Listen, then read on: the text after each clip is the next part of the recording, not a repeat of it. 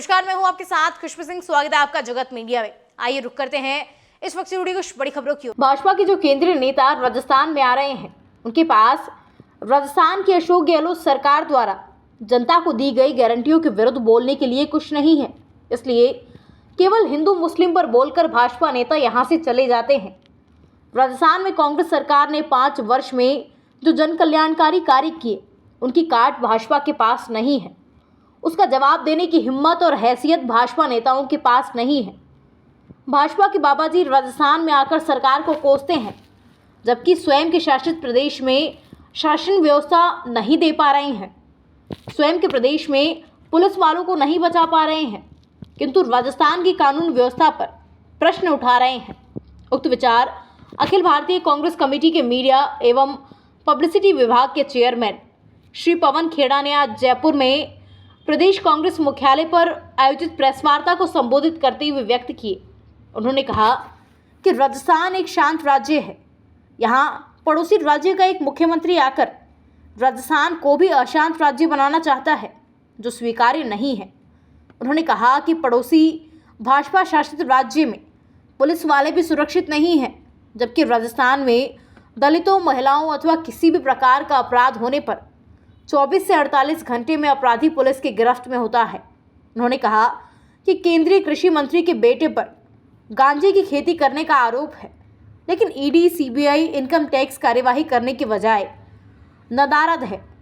उन्होंने कहा, क्यों केंद्रीय मंत्री श्री नरेंद्र तोमर के घर पर ईडी, सीबीआई दस्तक नहीं देती। उन्होंने कहा कि कांग्रेस जानना चाहती है कब केंद्रीय कृषि मंत्री श्री नरेंद्र तोमर के विरुद्ध कार्यवाही होगी, कब उनका बेटा गिरफ्तार होगा। उन्होंने कहा कि भाजपा शासित उत्तर प्रदेश के हाथरस में आधी रात को लड़की की लाश को जला देते हैं और यहां आकर कानून व्यवस्था पर ज्ञान देते हैं।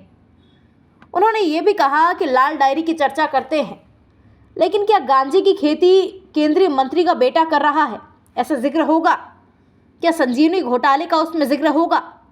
उन्होंने कहा कि क्या भाजपा के इन घोटालों के जिक्र वाली डायरी प्रधानमंत्री के पास नहीं है? भाजपा नेता आते हैं और सुबह से शाम तक झूठ बोलते हैं, लाल डायरी का नाम जपते हैं, चुनौती देते हैं कि लाइए लाल डायरी, और उसमें अगर संजीवनी का नाम ना निकले तो बात करिएगा।